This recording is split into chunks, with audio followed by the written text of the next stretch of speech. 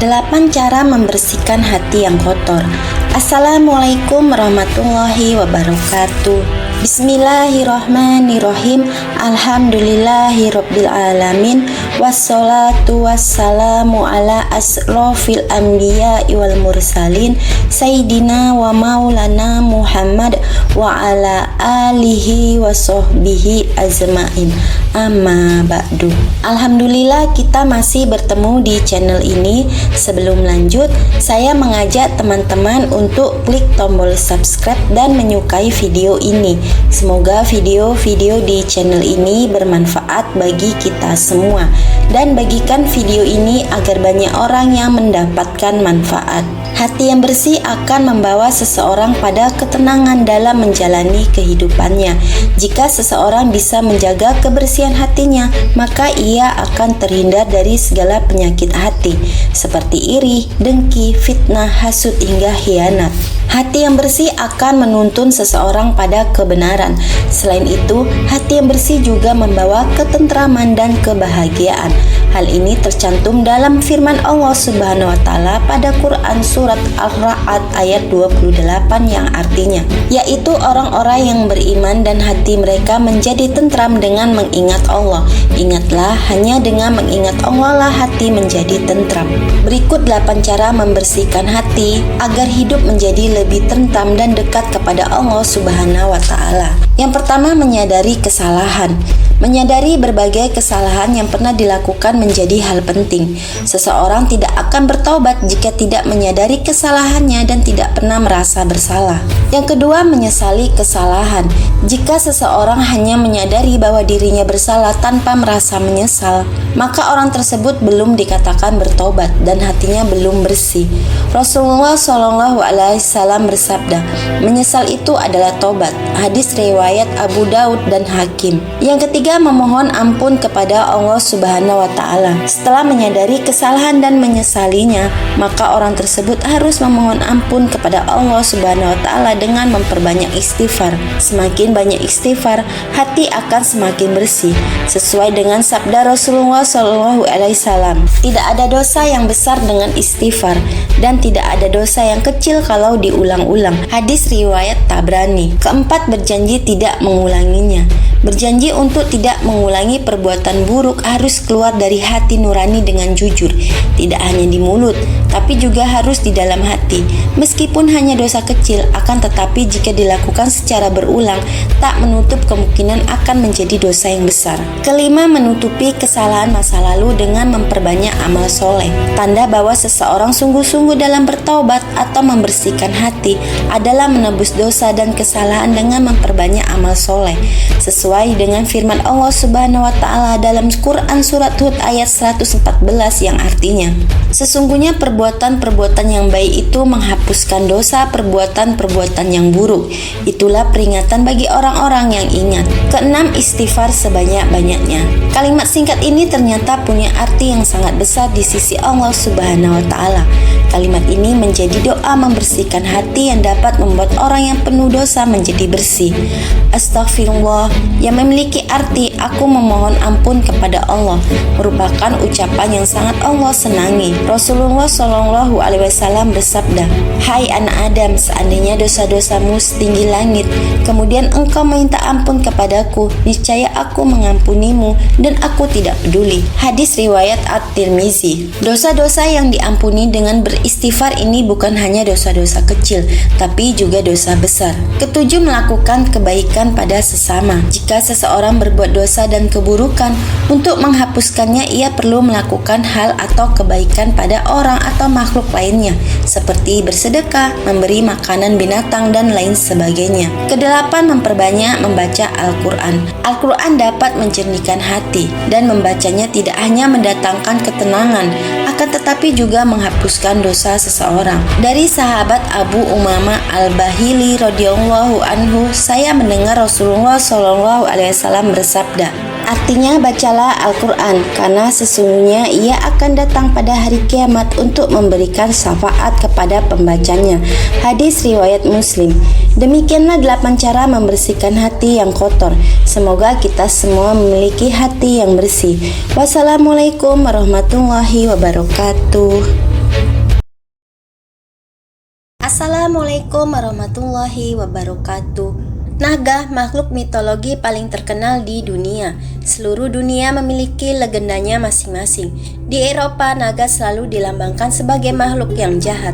Namun bagi masyarakat Cina, naga melambangkan kekuatan dan kekuasaan. Begitu besarnya penghormatan bangsa Cina kepada makhluk ini sehingga kaisar-kaisar yang gagah perkasa dengan bangga mengenakan gambar naga sebagai simbol mereka. Tidak hanya di dunia ini, bahkan di alam gaib, ular naga juga dikisahkan memiliki kedudukan istimewa di surga dan di istana iblis. Ular naga dahulunya adalah makhluk yang bebas berada di surga, memiliki kaki dan dapat keluar masuk surga dengan bebasnya. Namun setelah berkhianat dan menjadi pengikut iblis, maka terusir di surga. Ada yang diturunkan ke bumi menjadi makhluk melata, dihilangkan kakinya oleh Allah, dan ada yang masih memiliki kekuatan dan menjadi penjaga istana iblis. Diriwayatkan dari As-Sudi, dari Abi Malik, dari Abi Sholih, dari Ibnu Abbas, dan dari Murrah Al-Hamdani, dari Ibnu Mas'ud, dan dari banyak sahabat Nabi Shallallahu Alaihi Wasallam berkata, tatkala Allah Subhanahu Wa Taala berkata kepada Adam, tinggallah kamu dan istrimu di surga, makanlah darinya yang banyak, lagi baik sekehendak kamu berdua, dan janganlah mendekati pohon ini sehingga kamu berdua menjadi orang yang zalim.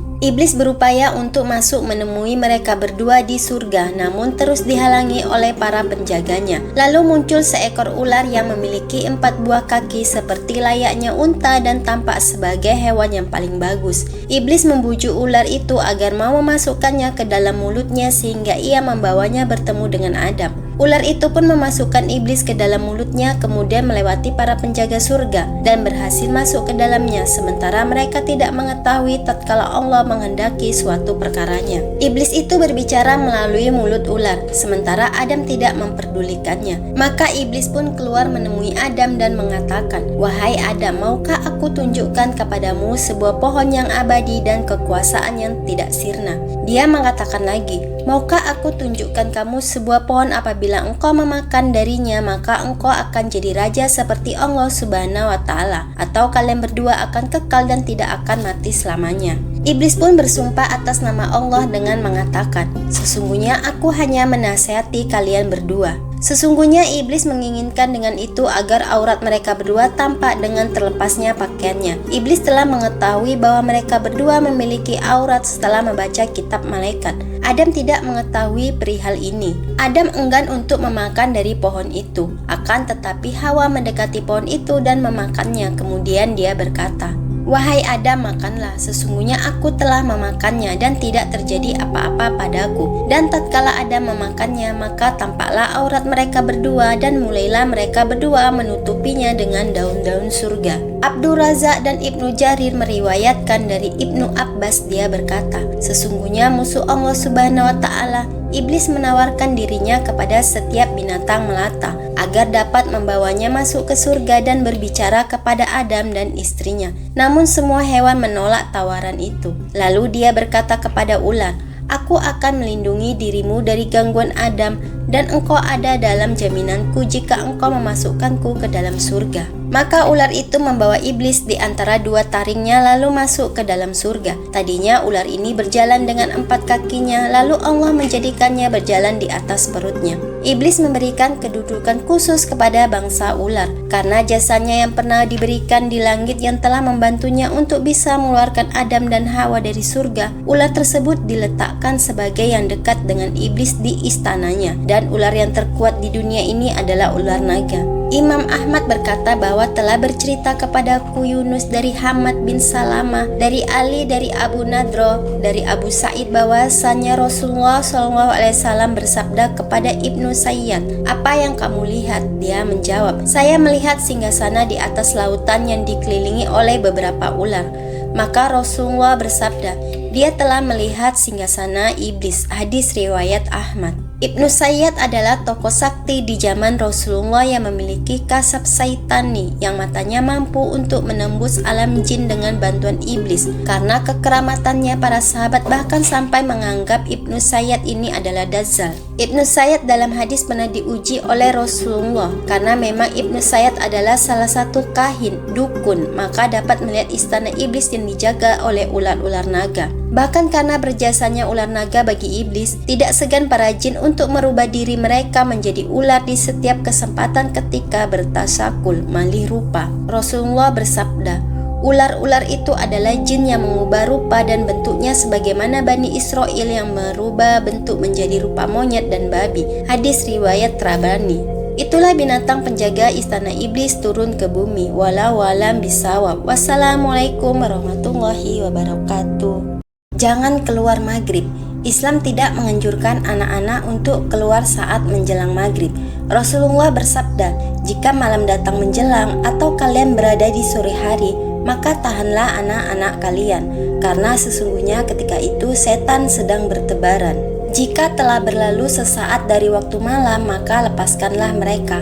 Tutuplah pintu dan berzikirlah kepada Allah, karena sesungguhnya setan tidak dapat membuka pintu yang tertutup. Tutup pula wadah minuman dan makanan kalian dan berzikirlah kepada Allah, walaupun dengan sekedar meletakkan sesuatu di atasnya. Matikanlah lampu-lampu kalian. Hadis riwayat Bukhari dan Muslim. Assalamualaikum warahmatullahi wabarakatuh.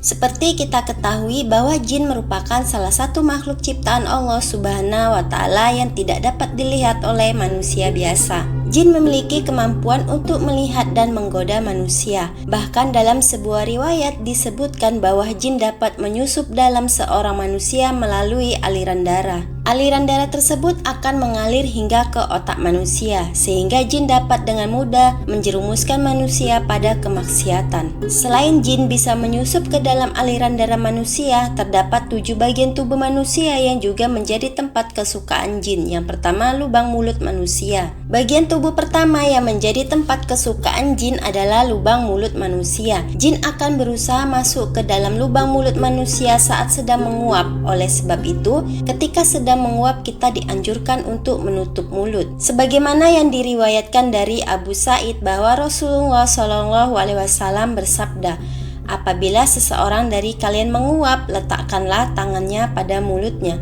karena setan akan masuk bersama dengan orang-orang yang menguap yang mulutnya tidak tertutup. Hadis riwayat Muslim. Yang kedua, di bawah kuku manusia. Tempat kesukaan jin yang kedua adalah di bawah kuku manusia. Oleh sebab itu kita dianjurkan untuk memotong kuku, karena jin dan setan mengikat manusia melalui kuku-kuku yang panjang. Sebagaimana disebutkan dari Abu Hurairah bahwa Rasulullah SAW bersabda, potonglah atau perpendek kuku-kukumu. Sesungguhnya setan mengikat melalui kuku-kuku yang panjang. Hadis riwayat Ahmad. Yang ketiga, lubang hidung manusia. Ketika manusia sedang tertidur, ternyata jin juga bisa ikut menginap di batang hidung manusia. Oleh sebab itu, ketika bangun tidur kita dianjurkan untuk membasuh lubang hidung sebanyak 3 kali. Sebagaimana Rasulullah SAW bersabda, apabila salah seorang di antara engkau bangun tidur, hendaklah mengeluarkan air dari hidungnya atau ditinsar 3 kali, karena setan itu menginap di batang hidungnya. Hadis riwayat Muslim. Keempat, lubang telinga manusia. Bukan hanya bersembunyi di telinga manusia, namun ternyata jin juga bisa bersembunyi ketika ada seseorang manusia yang tertidur hingga pagi tanpa mengerjakan sholat malam. Hal ini berarti telinganya itu telah dikencingi oleh jin, sebagaimana yang diceritakan Abdullah bahwa di sisi Nabi ada seorang laki-laki yang selalu tidur sampai pagi tanpa mengerjakan sholat malam. Lalu beliau bersabda, setan telah kencing di telinganya. Hadis riwayat Muslim. Yang kelima, urat darah manusia. Sebagaimana telah disebutkan di atas, bahwa jin bisa masuk ke dalam tubuh manusia melalui aliran darah manusia.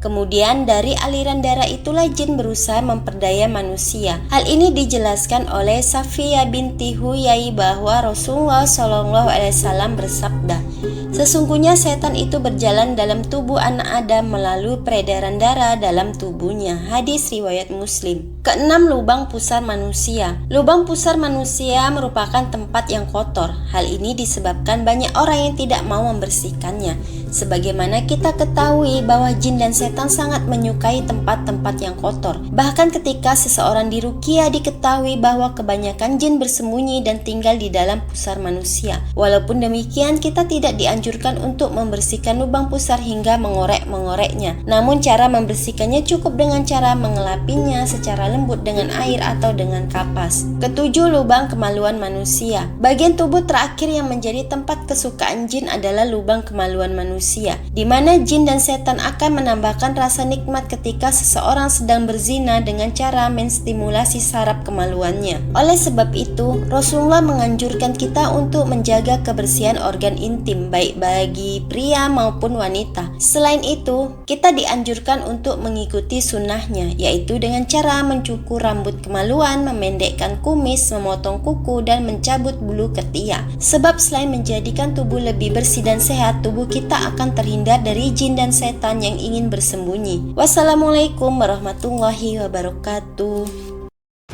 Inilah 5 waktu tidur yang dilarang dalam Islam. Assalamualaikum warahmatullahi wabarakatuh. Bismillahirrohmanirrohim. Alhamdulillahirabbil alamin. Wassalatu wassalamu ala asrofil anbiya'i wal mursalin Sayyidina wa maulana Muhammad wa ala alihi wa sahbihi ajma'in. Amma ba'du. Alhamdulillah kita masih bertemu di channel ini. Sebelum lanjut, saya mengajak teman-teman untuk klik tombol subscribe dan menyukai video ini. Semoga video-video di channel ini bermanfaat bagi kita semua. Dan bagikan video ini agar banyak orang yang mendapatkan manfaat. Tidur menjadi momen penyegaran setelah menjalani serangkaian aktivitas sepanjang hari. Ketika kelelahan mulai terasa, naluri tubuh mendorong kita untuk tidur agar esok hari kita menjadi semangat lagi. Namun tidak setiap saat bisa dijadikan waktu untuk beristirahat tidur, karena dalam Islam waktu tidur diatur dengan hal tertentu. Meskipun terkadang terlihat sebagai hal yang sepele, namun dalam Islam ada ketentuan khusus terkait waktu tidur. Rasulullah SAW telah menjelaskan bahwa terdapat beberapa waktu tidur yang sebaiknya dihindari. Larangan ini ternyata juga sejalan dengan pengetahuan medis. Jadi ini adalah waktu-waktu tidur yang dilarang dalam Islam dan dalam ilmu medis. Yang pertama, tidur setelah sholat subuh. Setelah menunaikan sholat subuh, tubuh umumnya belum sepenuhnya siap untuk beraktivitas. Meskipun begitu, sebagian besar umat muslim cenderung kembali berbaring di tempat tidur. Namun demikian, perlu diingat bahwa tidur setelah sholat subuh termasuk dalam hal yang sebaiknya dihindari. Tidur setelah sholat subuh bisa membawa resiko, seperti kemungkinan bangun terlalu siang yang dapat mengakibatkan penurunan produktivitas dan terciptanya rasa malas. Tidur di pagi hari juga dianggap dapat mengurangi rezeki seseorang.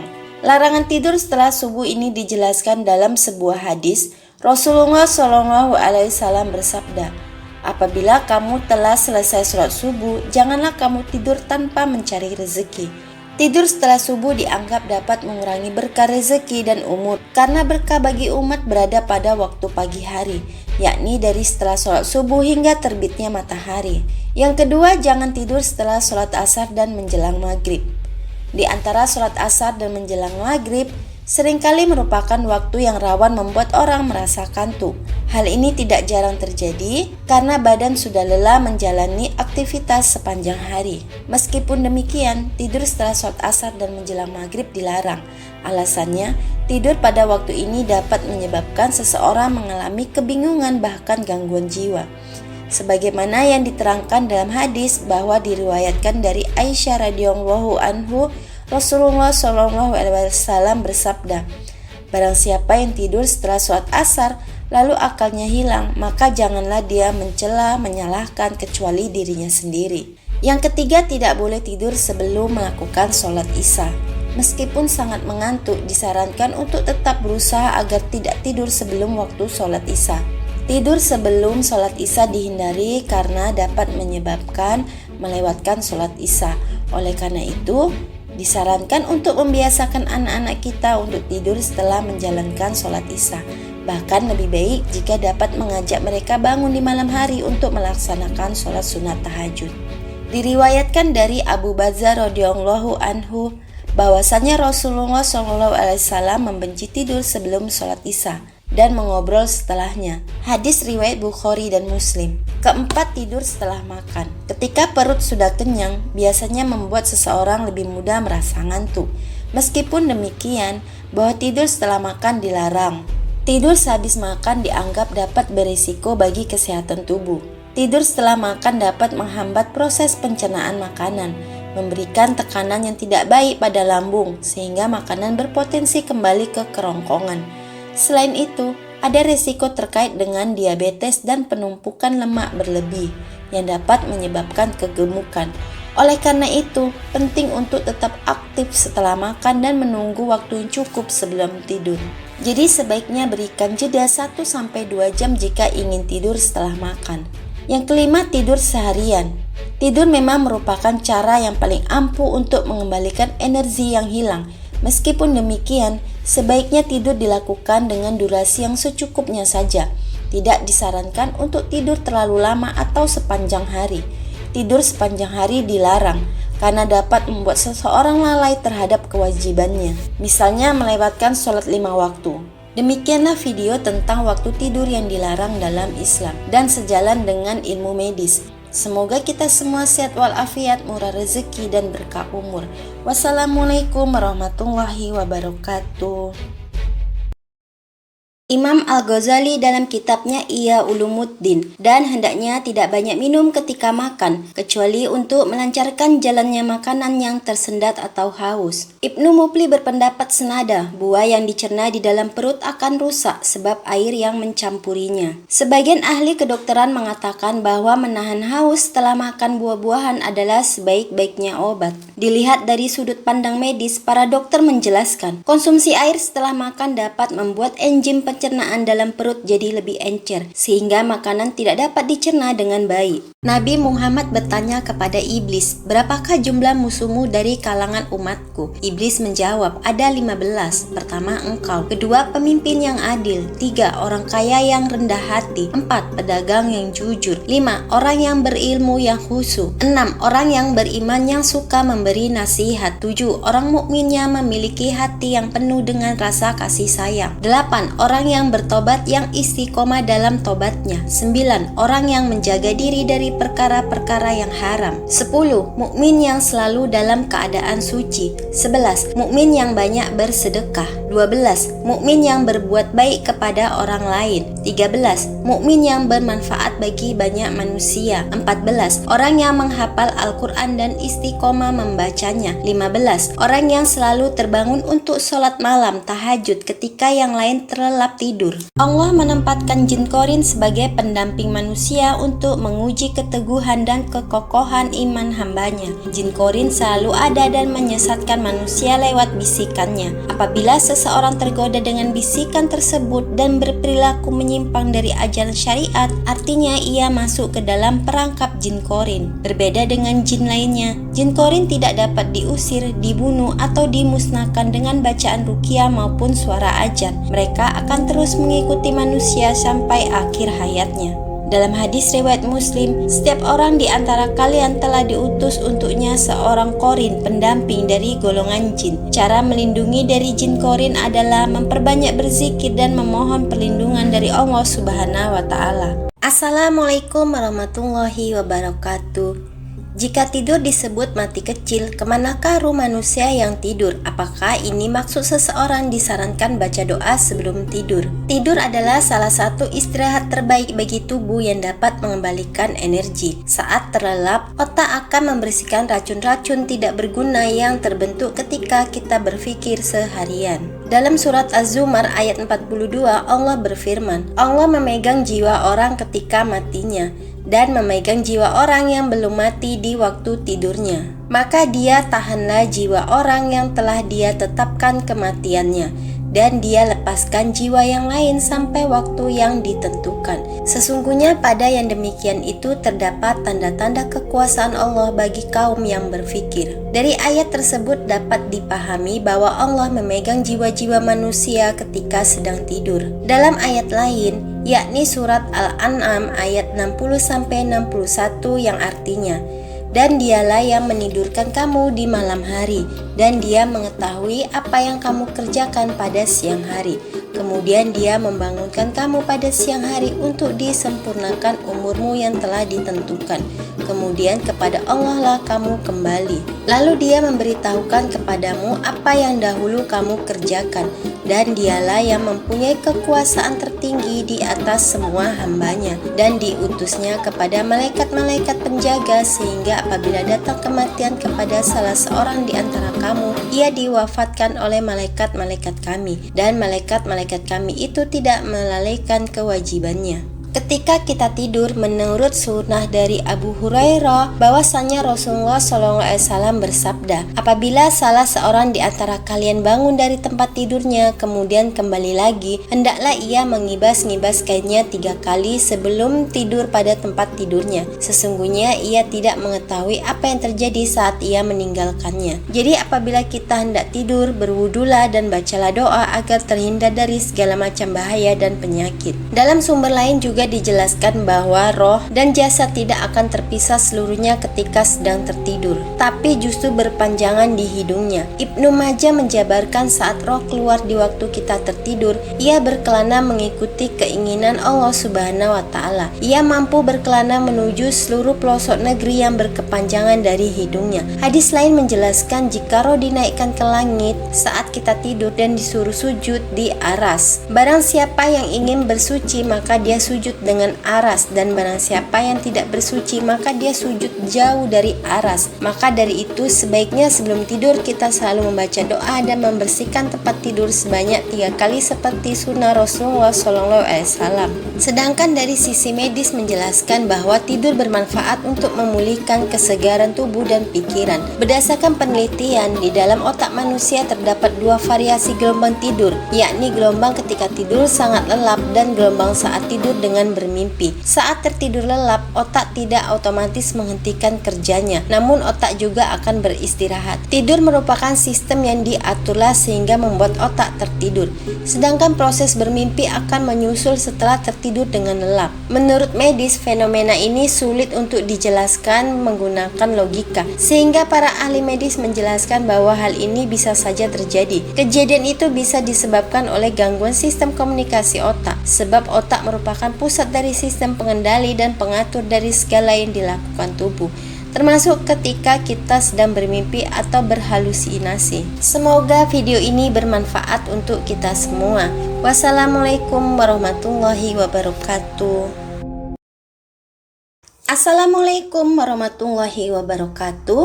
Malaikat maut menangis ketika mencabut nyawa ibu bayi ini, padahal wanita ini bukan taat ibadah. Malaikat merupakan makhluk ciptaan Allah Subhanahu wa Ta'ala yang terhindar dari perbuatan dosa. Malaikat juga erat kaitannya dengan kehidupan manusia, dan salah satu malaikat yang erat kaitannya dengan manusia adalah malaikat maut. Tentunya tugas malaikat maut adalah mencabut nyawa manusia usai mendapatkan perintah Allah Subhanahu wa Ta'ala. Dan di antara nyawa manusia yang dicabut terdapat peristiwa yang membuat malaikat maut menangis saat mencabut nyawa ibu dari seorang bayi. Lantas mengapa malaikat maut sampai menangis? Simak kisahnya berikut ini. Sebagaimana diceritakan dalam kitab Tazkirah oleh Imam Qurtubi, malaikat maut menangis saat mencabut nyawa seorang wanita. Padahal wanita tersebut tidak digambarkan sebagai seorang wanita yang taat beribadah. Dikisahkan saat itu malaikat maut sedang mencabut nyawa seorang wanita di tengah padang pasir yang tandus. Meskipun saat itu ajal wanita tersebut telah tiba, malaikat maut belum menjalankan tugasnya. Hal ini disebabkan karena saat itu ternyata wanita yang hendak dicabut nyawanya tersebut tengah hamil dan hendak melahirkan. Jadi malaikat maut kemudian menunggunya hingga wanita tersebut kemudian melahirkan bayinya terlebih dahulu. Dan ketika bayinya telah lahir, malaikat maut kemudian langsung mencabut nyawa wanita tersebut sambil terisak dalam tangisnya. Aku pernah menangis saat mencabut nyawa seorang wanita, ucapnya. Kemudian ia berkata lagi, Dan aku menangis saat aku mencabut nyawanya karena mendengar bayi tersebut menangis dan tidak ada seorang yang mengetahui hal tersebut. Di situ malaikat terisak mengetahui bayi tersebut lantaran tak ada seorang pun yang mengetahui keberadaannya di tengah padang pasir. Malaikat maut pun tak bisa menolongnya lantaran ia hanya mendapatkan tugas untuk mencabut nyawa. Namun tanpa sepengetahuannya, Allah Subhanahu wa Ta'ala kemudian menyelamatkan bayi tersebut hingga akhirnya tumbuh besar dan menjadi hamba Allah yang taat. Dan dalam kitab Tazkirah juga disebut tentang percakapan Allah Subhanahu wa Ta'ala dengan malaikat maut. Saat itu Allah bertanya kepada malaikat maut, "Apakah kamu pernah menangis saat mencabut nyawa anak cucu Adam?" Malaikat maut pun menjawab, "Aku pernah menangis, tertawa, dan terkejut serta kaget." Allah Subhanahu wa Ta'ala kemudian bertanya, "Apa yang membuatmu menangis?" Kemudian dijawab malaikat maut bahwa dia menangis saat hendak mencabut nyawa wanita hamil di tengah padang pasir yang tandus dan ia hendak melahirkan. Maka malaikat pun menunggunya sampai bayinya lahir di gurun tersebut. Kemudian malaikat mencabut nyawa wanita tersebut sambil menangis karena mendengar tangisan dari bayinya. Namun tidak ada seorang pun di sana yang mengetahui hal itu. Allah Subhanahu wa Ta'ala kemudian bertanya lagi, "Lantas apa yang membuatmu kaget?" Malaikat maut pun menjawab, dia terkejut dan kaget saat akad mencabut nyawa salah seorang ulama. Saat itu malaikat maut melihat cahaya terang benderang dari kamarnya. Setiap malaikat mau mendekatinya, maka cahaya itu semakin menyilaukan, seolah ingin mengusir malaikat maut, sehingga dia mencabut nyawa ulama itu beserta cahaya tersebut. Dan Allah Subhanahu wa Ta'ala pun bertanya kembali, "Apakah kamu tahu lelaki itu?" Malaikat maut pun menjawab, "Tidak ya Allah." Allah kemudian menyampaikan kepada malaikat maut bahwa sesungguhnya ulama tersebut adalah bayi dari wanita yang dicabut nyawanya di gurun pasir yang gersang. Dan akulah yang menjaganya dan tidak membiarkannya. Wallahu alam. Wassalamualaikum warahmatullahi wabarakatuh. Ketika sangkakala ditiupkan, semua akan mati, kecuali makhluk-makhluk yang dikehendaki Allah. Termasuk malaikat-malaikat juga akan mati. Namun ada satu malaikat yang masih tetap hidup, yaitu malaikat Izrail. Malaikat Izrail menjadi makhluk ciptaan Allah yang terakhir hidup.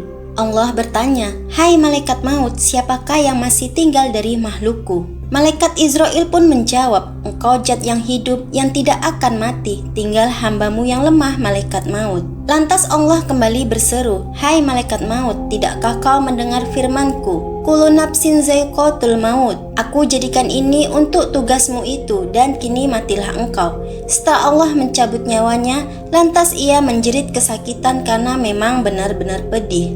Lalu malaikat Izrail berkata, "Andaikan aku mengetahui bahwa pencabutan roh itu seberat ini, niscaya aku akan lembut saat mencabut ruh-ruh orang mukmin." Assalamualaikum warahmatullahi wabarakatuh.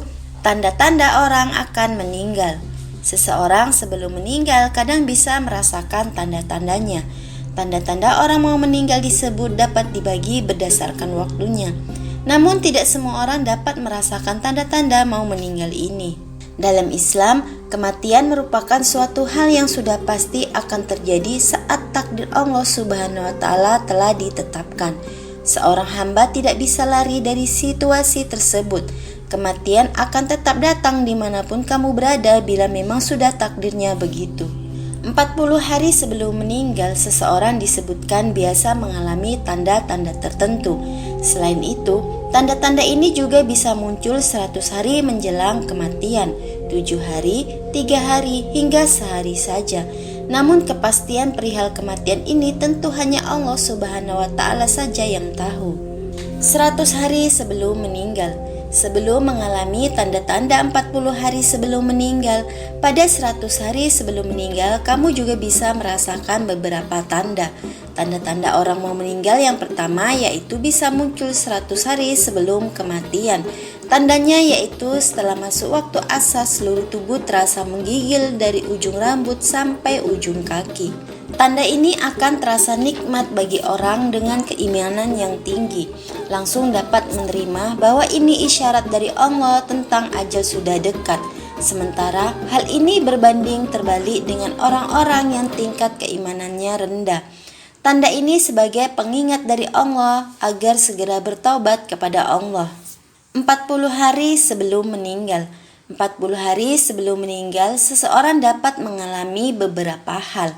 Tanda 40 hari sebelum meninggal ini muncul setelah masuk waktu asar, di mana bagian pusat dari tubuh kamu akan berdenyut.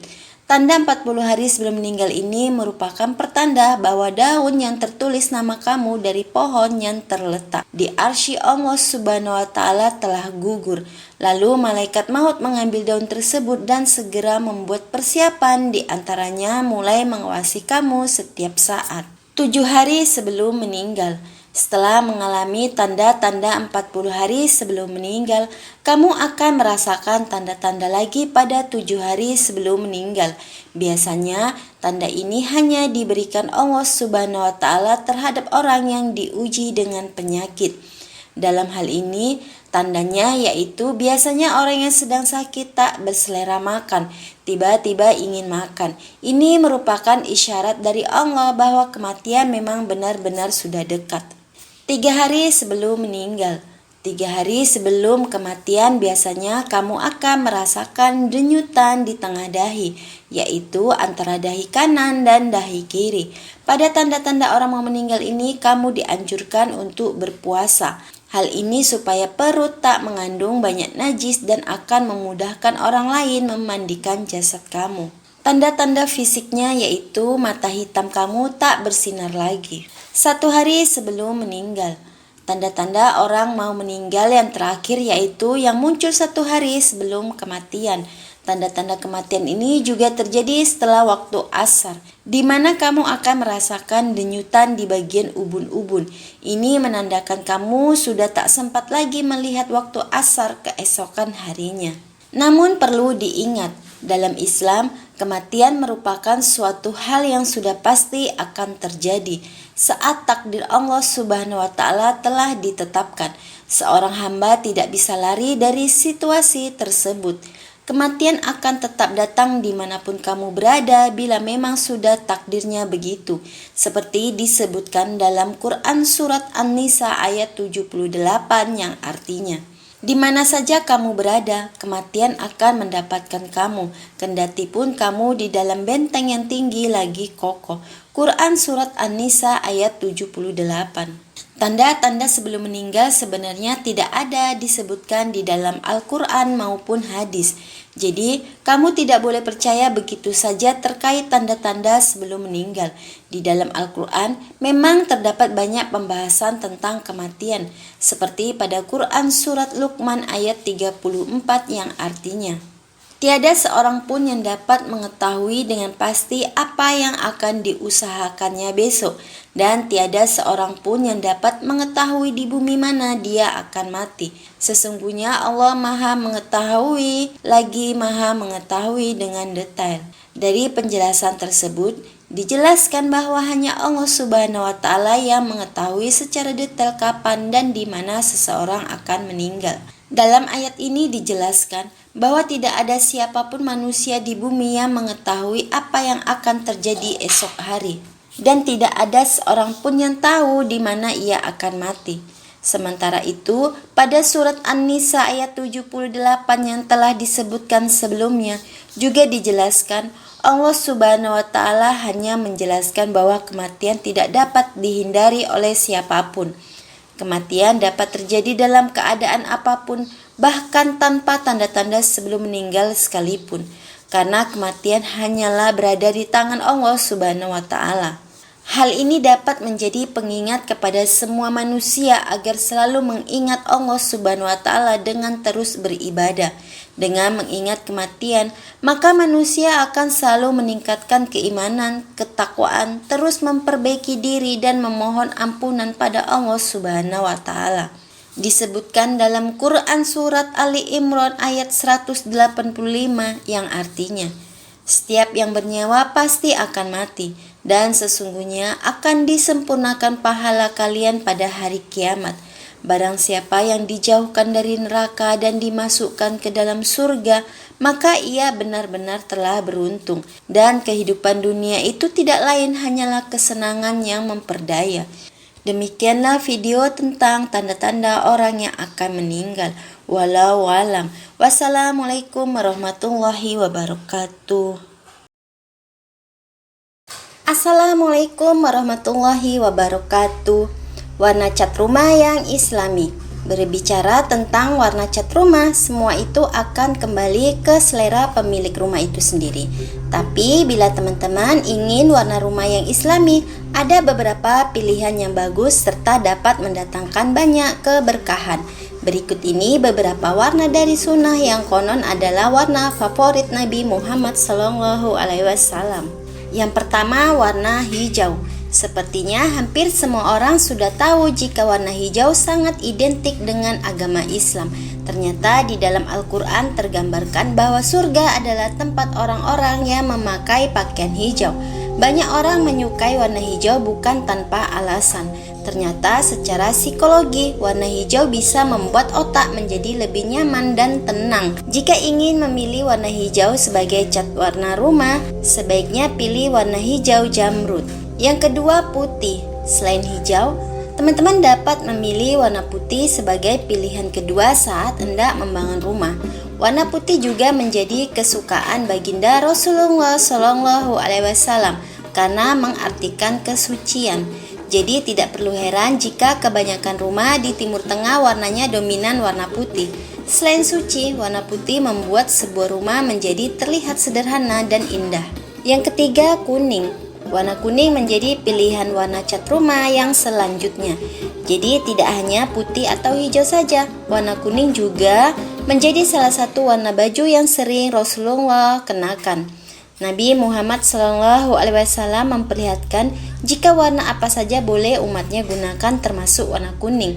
Jika memilih cat rumah berwarna kuning, biasanya akan membuat rumah tersebut dapat memberikan energi yang positif dan selalu ceria. Keempat, abu-abu. Warna hijau dan putih memang sangat dominan, tapi ternyata masih ada warna lain yang dianggap baik, yaitu warna abu-abu. Warna ini pernah digunakan Rasulullah saat keluar. Rasulullah menggunakan sehelai kain berwarna abu-abu untuk membalut kepalanya. Rumah berwarna abu-abu saat ini sudah banyak pemiliknya, karena warna ini membuat tampilan terlihat lebih modern. Yang kelima, hitam. Warna hitam memang memiliki konotasi yang cenderung negatif, tapi ternyata meski banyak yang menganggap warna ini negatif, Rasulullah SAW menggunakan sorban berwarna hitam di hari raya. Ini berarti warna hitam termasuk warna yang digunakan Rasulullah dan sifatnya pun tidak bertentangan. Warna hitam adalah warna yang hangat. Yang keenam, merah. Dan terakhir adalah warna merah yang dianggap bagus. Banyak orang berpikir jika warna merah terlalu mencolok dan menyakiti mata.